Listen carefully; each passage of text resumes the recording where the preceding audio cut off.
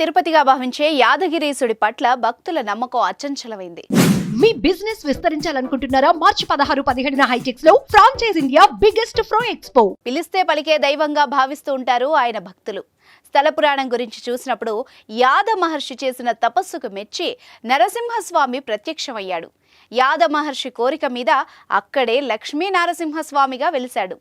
ఆ ఋషి కోరిక మీదే ఆ కొండ యాదగిరిగా, ఋషి గుట్టగా ప్రసిద్ధికెక్కింది.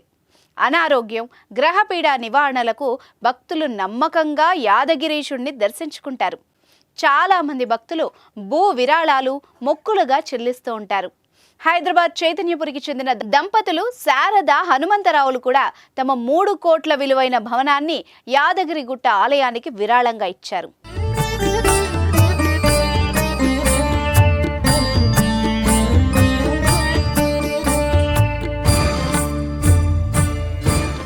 యాదగిరిగుట్ట లక్ష్మీనరసింహస్వామి ఆలయానికి హైదరాబాద్ చైతన్యపురికి చెందిన శారద హనుమంతరావు దంపతులు 3 కోట్ల విలువైన భవనాన్ని విరాళంగా ఇచ్చారు.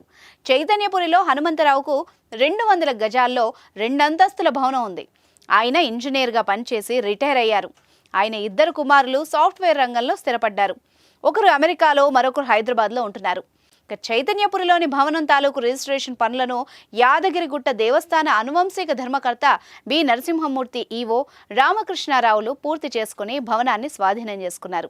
కాగా యాదగిరిగుట్ట పుణ్యక్షేత్రంలో సోమవారం హరిహరులకు విశేష పూజలు నిర్వహించారు. ఆలయ ఖజానాకు వివిధ విభాగాల ద్వారా 28 లక్షలకు పైగా ఆదాయం సమకూరిందని ఆలయ అధికారులు తెలిపారు.